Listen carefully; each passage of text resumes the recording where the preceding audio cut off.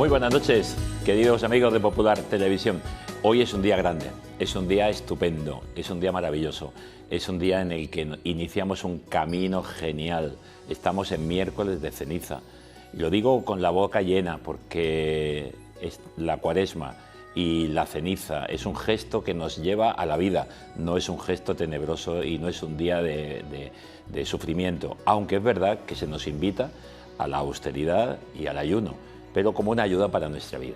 Bueno, pues hoy miércoles de ceniza y de un modo especial, y yo decía, se nos invita al ayuno, pues tenemos a una invitada que sabe de lo que significa eso de no comer, pero no por ella, sino porque en los últimos años Consuelo, que es nuestra invitada de hoy, ejerce una tarea de servicio en nuestra iglesia diocesana. Consuelo Navarro Riquelme, buenas noches. Buenas noches. Que es presidenta delegada de Manos Unidas.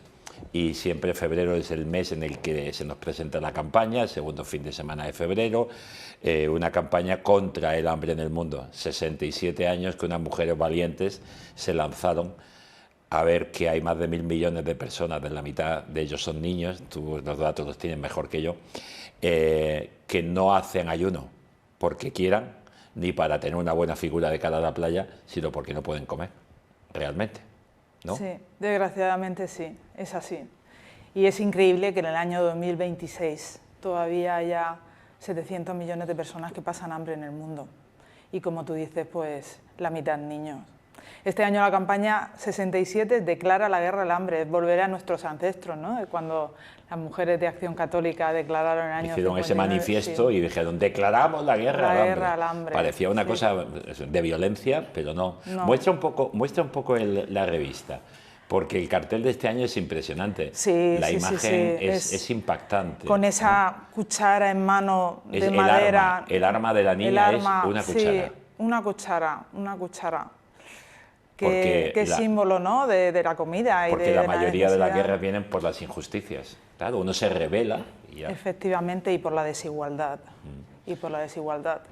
Y Manos Unidas lo que pretende combatir esta campaña y esas armas que quiere utilizar van a ser la sanidad, la educación, los derechos humanos y la igualdad. Son más de 600 proyectos cada año. Pues en los sitios más desfavorecidos. Sí, sí, sí. Y como siempre decimos, que son aquella gente que nunca te lo van a agradecer porque nunca te conocen, o prácticamente no conocen a aquellos que les ayudan.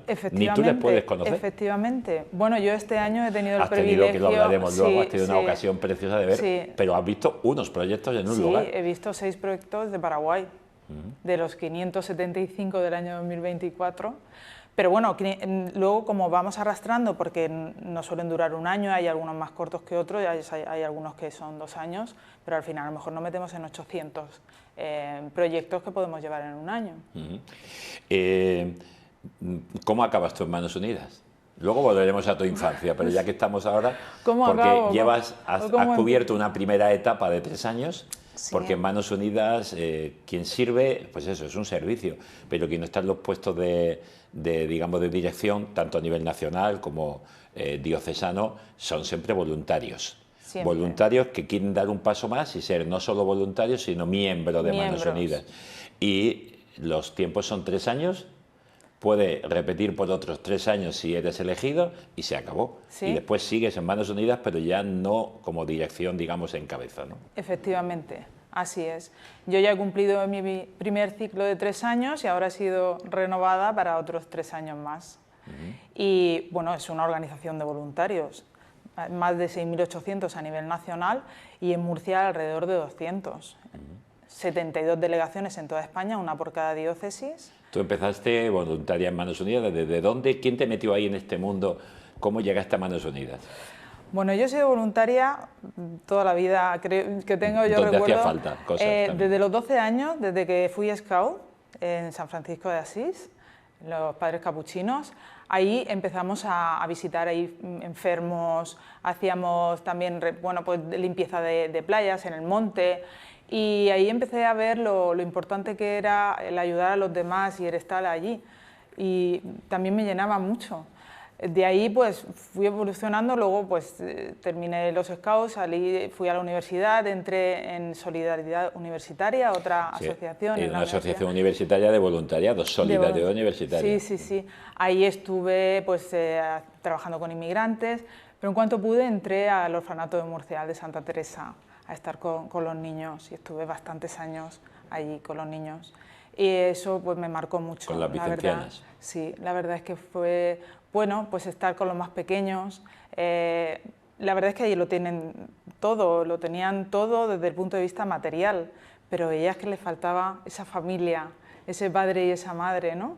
La figura nuestra pues era salir con ellos, pasear, darle una atención más cercana. A ratos jugando. Sí, sí, jugando. Me imagino que los más pequeñitos y a algunos ya voluntarios un poco mayores casi les trataban como mamá, papá, ¿no? Okay.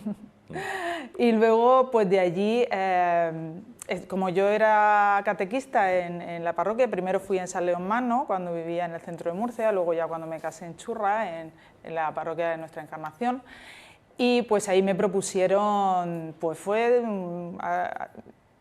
en un supermercado, me encontré con una de las responsables de la parroquia y me dijo, Consuelo, estoy pensando en crear el grupo de Manos Unidas, ¿tú entrarías? Y bueno, la verdad es que cuando estás en la parroquia, pues siempre coges un poco, te encargas de un poquito de varias cosas. De varias cosas. Sí, y le dije, pues venga para adelante, y así empezamos en la parroquia, pues por eso pues, empecé desde abajo, ¿no? Como suelo decir, conozco muy bien cómo funciona Manos Unidas desde abajo. Y así empezamos, pues haciendo mercadillos y poco a poco, y en uno de esos mercadillos, pues la antigua presidenta me conoció, me vio y me enganchó para ir a la delegación. Quiero de ti algo más. Sí, sí, sí. ¿Y por qué no vienes a la delegación? Como yo estoy en el mundo empresarial por mi trabajo, y nos ayudas a ver si podemos entrar a las empresas y con asociaciones. Y bueno, pues empecé a ir a la delegación. Y así, hasta que hace 3 años me pidieron en la asamblea que te hicieras cargo. Que me hiciera de cargo. Coordinar. Y como buena empresaria, pues ha hecho un equipo ahí perfecto para ir trabajando. Pues porque Manos Unidas, hay mucha gente que piensa que Manos Unidas es la colecta que se hace ese segundo domingo de febrero y punto. Pero Manos Unidas es todo el año y Manos Unidas es sobre todo sensibilización.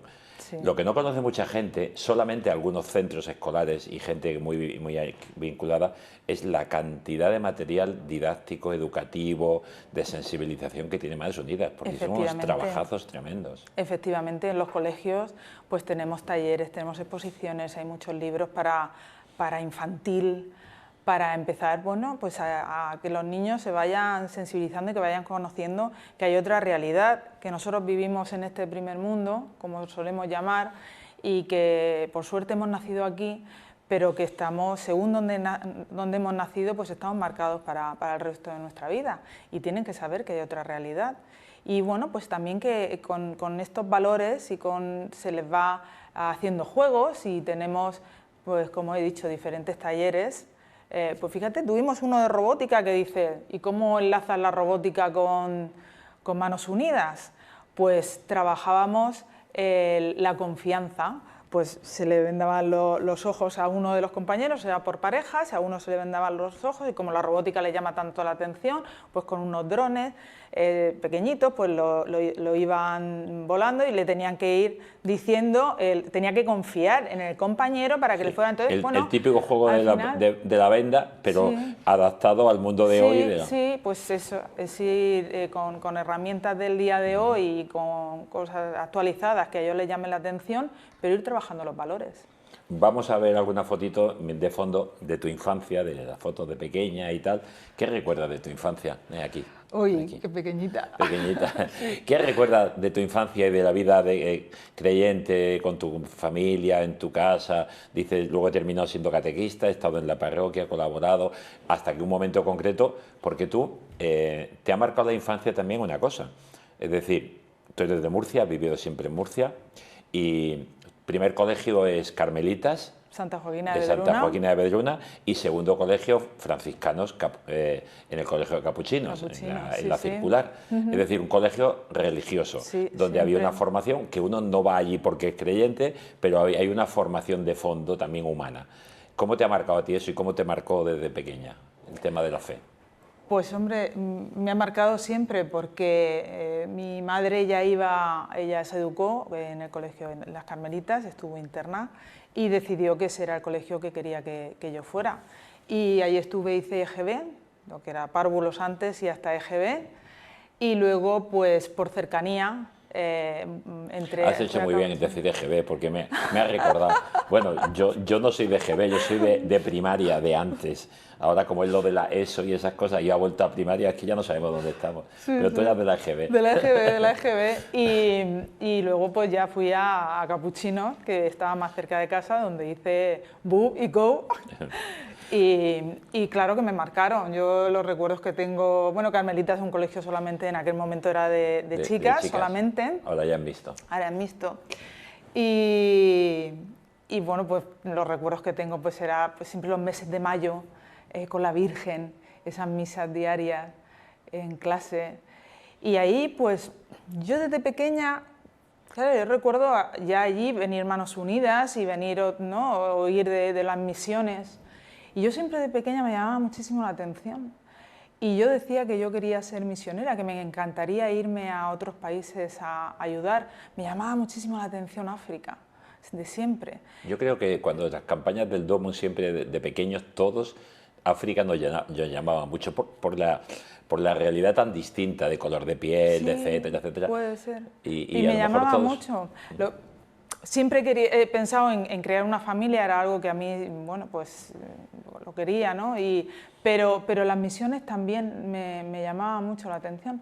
Y bueno, yo creo que la vida me ha ido llevando, fíjate cómo ha sido, ¿no? Que me ha ido llevando y al final, desde aquí, Misionero eso, aquí y tratar con muchos misioneros. Y eso me lo dijo una misionera de Mozambique, María Gómez Lechón, que yo le decía, vino a hacer una campaña conmigo, la primera campaña hace 3 años, y le decía, ¿qué labor hacéis? Es que es para quitarse el sombrero lo que hacéis vosotros, ojalá hubiera tanta gente como vosotros en el mundo.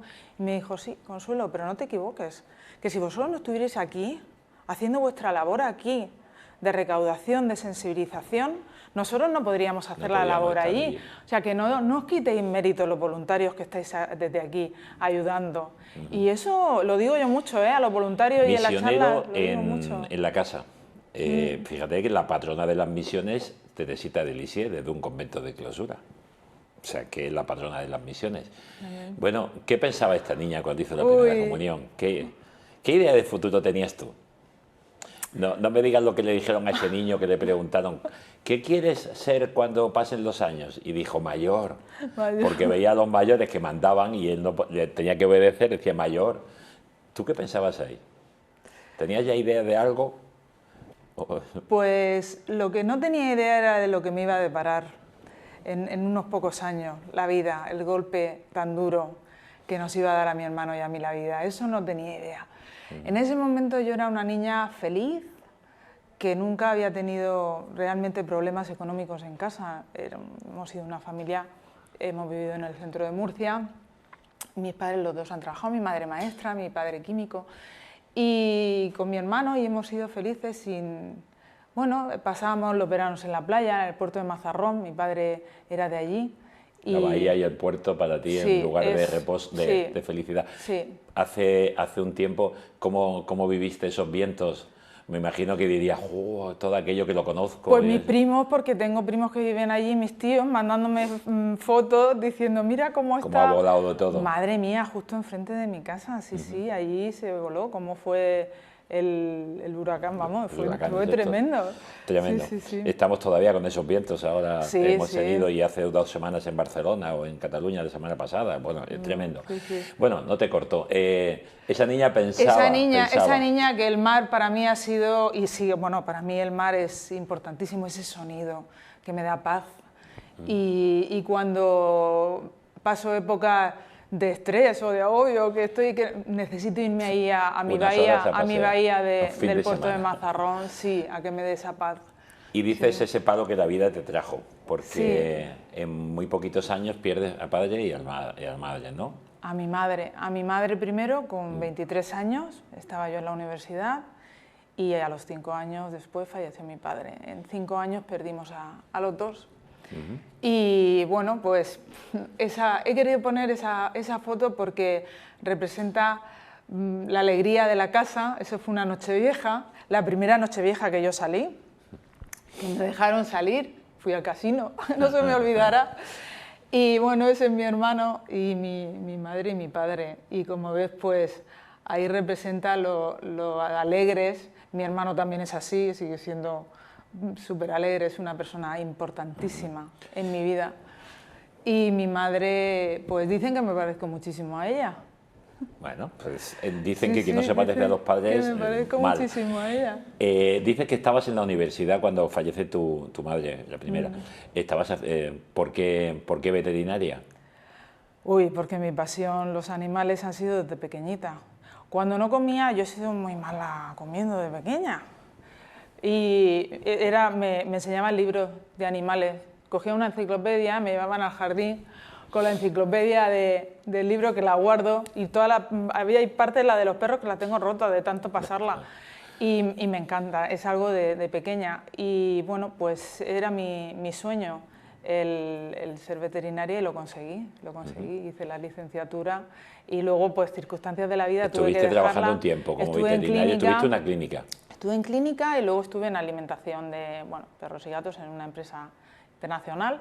Y luego al final, bueno, pues cuando falleció mi padre, yo había hecho un curso de dirección empresarial y mi hermano decidió coger las riendas de la empresa, aunque es menor que yo, y me dijo: necesito que me ayudes porque yo solo 20 personas que si no se quedaban en la calle, 20 familias, y decidimos pues hacernos cargo de la empresa y echar para adelante, y bueno, hasta el día de hoy. Hasta el día de hoy, con la empresa, pero los animales te encantan. Y cada vez que ves un animal... Me siguen encantando. Y tenemos en casa... Creo que hay una foto por ahí de Paraguay, de las que has traído, que estás ahí contemplando unos caballos y una historia. Y en mi casa siempre hemos tenido, ovejas, y siempre hemos tenido animales, perros en casa. Ahora tenemos también una gatita adoptada. Mis hijos se han criado siempre con animales y yo creo que tienen también la naturaleza, ese amor. los animales y el servicio te ha marcado, ¿no? Porque decía, ¿qué edad tenías cuando entras en los Scouts ahí en 12. En Capuchino, ¿no? Sí. Y 12 años. 12 y estás años. Ahí con tú dices voluntariado y servicio, ¿no? Medioambiental y servicio, y descubrir que podemos ser muy útiles, ¿no? Sí. Yo, bueno, para mí de los Scouts me quedan muchas cosas porque creo que la disciplina Scout me gusta mucho, pero me queda una oración de San Francisco de Asís que yo la sigo rezando, y para mí, bueno, quitando el Padre Nuestro, que es la preciosa, pero el Señor, enséñame a ser generosa, a servirte como mereces, a dar sin medida, a combatir sin miedo a que me hieran, a trabajar sin descanso, y a no esperar más recompensa que saber que hago tu voluntad. Amén. Pues si no se me olvida, volveremos a terminar con esa oración bellísima de ponernos a disposición del Señor. Enséñame y dame, pero no más cosas materiales, sino más ganas de servir. Preciosa oración. Hay también un momento clave en la vida, bueno, cuéntanos cuando conoces a tu novio, después marido, y ya casados hay un momento importante que a ti te viene de estar con las vicencianas, en la inclusa, ¿no? Sí, en el orfanato. En el orfanato, y a ti te vienen las ganas también de adoptar. Y hay una experiencia dura, porque tenéis que pasar meses en la República Dominicana. Bueno, pues con esta foto, que estáis un poco ya de hace tiempo, porque esta foto por lo menos tiene 15 años. Sí, la comunión de los pequeños, sí. Por lo menos tiene casi 15 años. Pues Pilar tenía 7 años, iba a cumplir 8 cuando hizo la comunión, eso fue en mayo, y ella cumple en junio, y Pilar tiene de 7 y tiene 18, pues 11 años. 11 años. 11 años. 11 años, pues hace 11 años.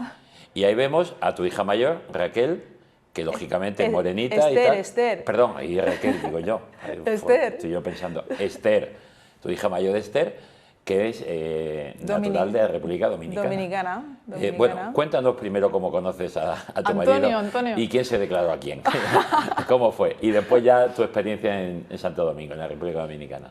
Pues, hombre, la forma de conocernos no fue muy allá, porque fue en las Tascas, como supongo muchísimos jóvenes en Murcia. Pues ya está, lugar de fiesta. Sí, sí, sí, lugar de jóvenes, sí, en las Tascas en Murcia, y nos presentó una amiga común, también veterinaria, y fíjate que mi marido es veterinario, pero no nos conocíamos de la facultad, no, pues no nos habíamos llamado ahí la atención, no habíamos coincidido. O habéis pasado uno del otro Sí, sin ver. sí, y en cambio aquella noche pues se cruzaron los astros y nos presentó nuestra amiga Alicia. Y desde entonces pues nada, empezamos a salir a los meses y luego pues decidimos ya... Una historia, una historia de amor. Una historia. Esther, José María y Pilar. Bueno, pues cuéntanos cómo decidís y por qué iros a la República Dominicana. Porque tuviste que pasar 3 meses. Sí, tuvimos que vivir allí 3 meses. Pues yo lo tenía muy claro desde que estuve de voluntariado en el orfanato en Murcia, tenía muy claro que yo quería adoptar, que hay muchos niños en el mundo que necesitan esos padres. Y cuando se lo planteé a mi novio en aquel momento, pues era algo que no se lo había planteado nunca. Y le decía, bueno, pero por lo menos tener algún hijo biológico. Sí, pero yo lo tenía muy claro que quería adoptar. Y cuando nos casamos, pues fíjate, los niños no venían, no llegaban. Yo siempre he pensado que es que mi hija Esther tenía que estar con nosotros aquí y no llegaban. Y bueno, pruebas y no había ningún motivo por el que no. Entonces, en cuando pudimos, porque en aquel momento teníamos que tener 2 años, ahora ya no sé un poco cómo está la legislación, 2 años casados, pues empezamos los trámites. Fueron un poco duros, no en República Dominicana, fueron aquí en España, porque tuvimos una serie de problemas aquí con el ISOL, pero bueno, se solventaron. Y entonces, pues ¿por qué Dominicana? Pues porque la presidenta de Solidaridad Universitaria, Blanca, hablando con ella un día me dijo, ¿por qué no vais a Dominicana? Y digo, ¿por qué sí? Dice, porque tengo un ahijado dominicano y os puedo poner en contacto con sus padres y que os abran el camino y que os digan cómo lo hicieron. Y así fue. Y gracias a ella, pues empezamos a hacer los trámites. En aquel momento no había ECAI de Dominicana en España, entonces tuvimos que hacerlo todos los papeles nosotros, todo. Nos fuimos a Madrid, fuimos de consulado en consulado de la embajada, hicimos todo, una Navidad, todos los documentos y preparamos todos los documentos y los enviamos. Y ahí está mi hija Esther, recién llegada, que de las primeras cosas que hice fue presentarla a la Virgen de la Fuensanta. Que tenía unos meses. Cuando llegamos, cuando la recogiste. 11 días. 11 días cuando la recogiste. 11 días cuando llegamos a Dominicana, allá a Santo Domingo. Y estuve viviendo allí 72 días, estuve viviendo yo allí para poder traerla. Para poder traerla, ya sí. Vino con 3 meses. Sí, mi marido se vino conmigo, pero no pudo estar todo el tiempo allí, tuvo que volver a España por el trabajo. Antes no estaban los 4 meses de ahora, no los pillamos. No era tan sencillo, no era tan fácil. Tan fácil o no fácil, sí. Pero bueno, era diferente. Sí. Sí. Yo sí pude, pues gracias a mi trabajo y a, bueno, pues como mi jefe es mi hermano, pues me dio el permiso para ir a recoger a su sobrina. Y cuando ya tenías a Esther, entonces ya después llegó José María. Después pues íbamos a hacer la segunda adopción. Y me avisaron de que ya teníamos un niño que lo teníamos asignado. Y entonces me entero que estoy embarazada de José María. Y al decirlo paralizaron la adopción. Pero es que la sorpresa fue que cuando íbamos a adoptar al tercero, entonces la sorpresa fue que estaba embarazada de Pilar. Y me dijeron en los servicios, pero bueno, entonces ¿qué hacemos ya? Digo, mira, paraliza la adopción, porque yo creo que ya con 3 hijos vamos a dar también esa opción a otros padres, a otras familias, a que tengan, que puedan adoptar. Sí. No pasa nada, porque hay gente que tiene adoptados muchísimos o varios hijos, aunque tengan otros, y luego traerá también mucha gente. Tuvimos una invitada hace tiempo que no podía tener hijos y adoptaron 4 de golpe, 4 hermanos, porque iban a ser 2, pero luego vieron que se quedaban 2 ahí y los separaban con 5, 4, 1 año. Y dijeron, los 4. Los 4. Y de pronto, una familia numerosa. Bueno, hoy también es familia numerosa con dos, hemos llegado a una degradación. Bueno, aquí estáis la familia completa, con tus suegros, con mis suegros, en la comunión de los pequeños. Sí.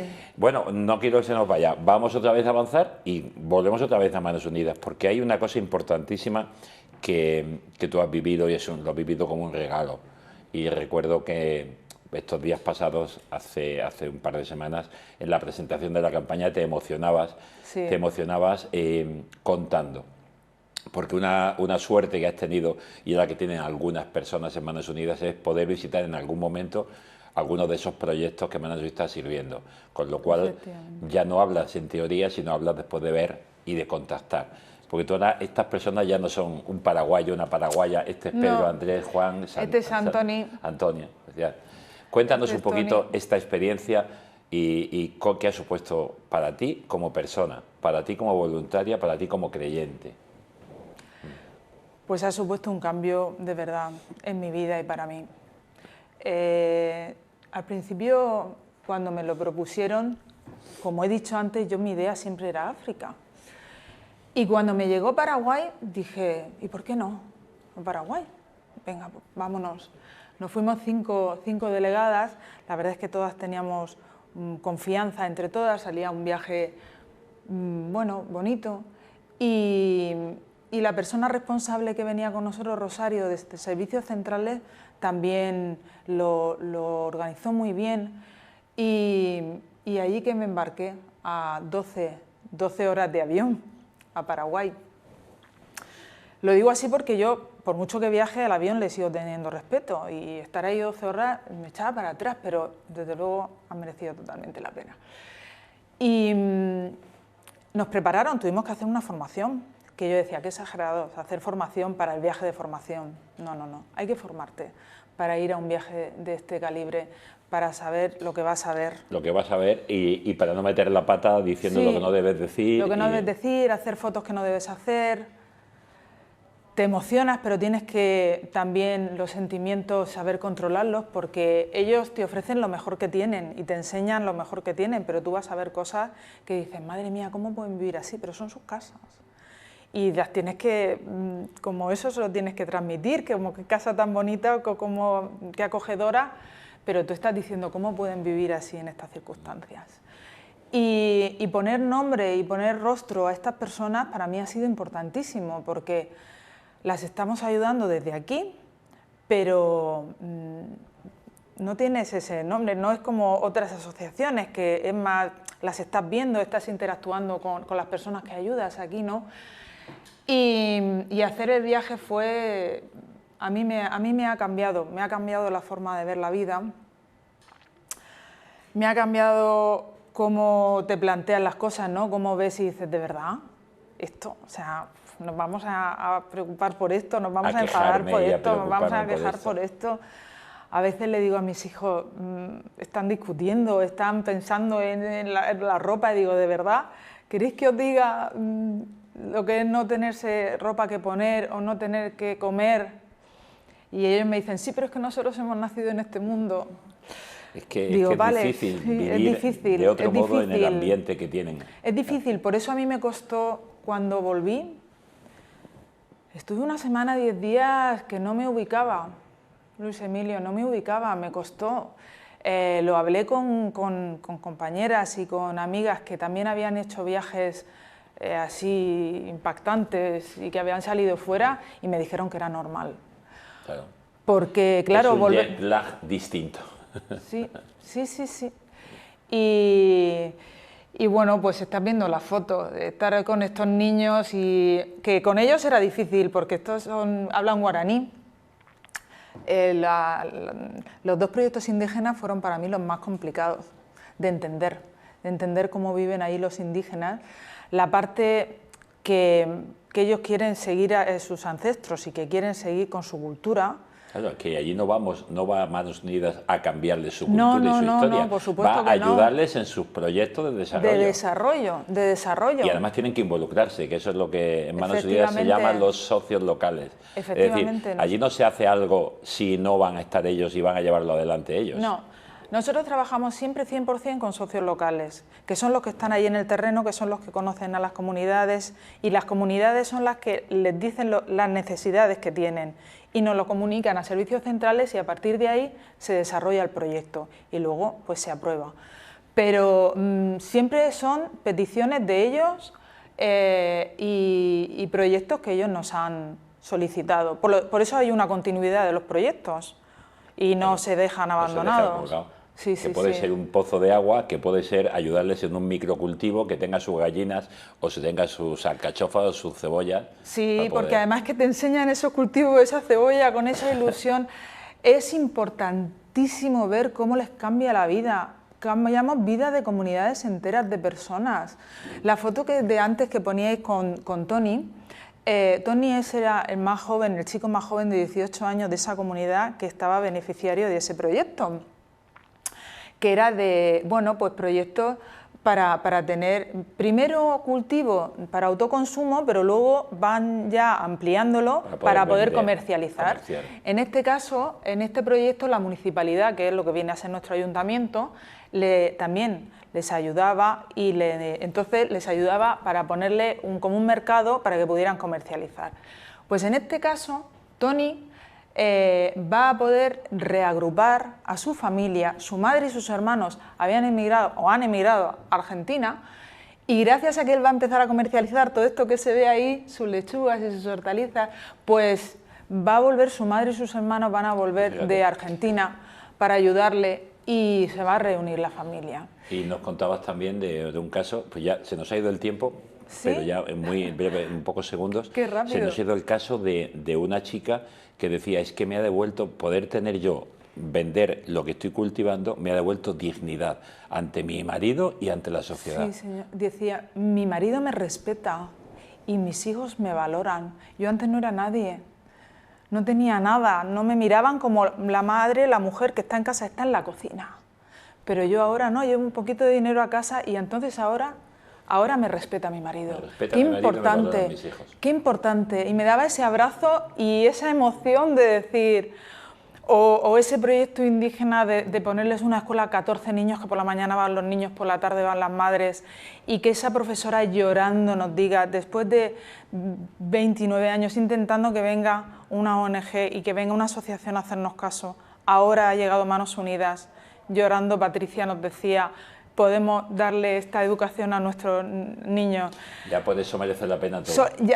Solo por eso, por estos abrazos, por estas sonrisas de todas las voluntarias que fuimos, merece la pena seguir, y se lo digo a todos los voluntarios. Pues yo creo que a nuestros espectadores tenemos que decirles una cosa, Manos Unidas está haciendo mucho, es el brazo largo de la caridad española,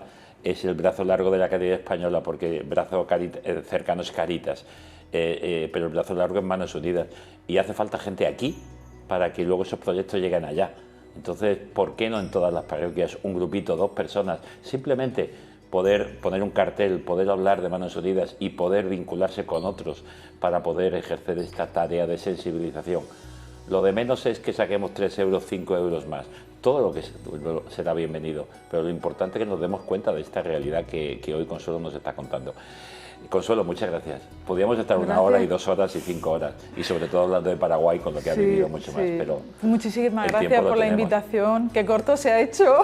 Que siga siendo, con esta foto de este abrazo, me parece que nos da una esperanza en este mundo que tantos problemas nos da, pero esto es el futuro, la esperanza, la solidaridad, que en cristiano se llama fraternidad.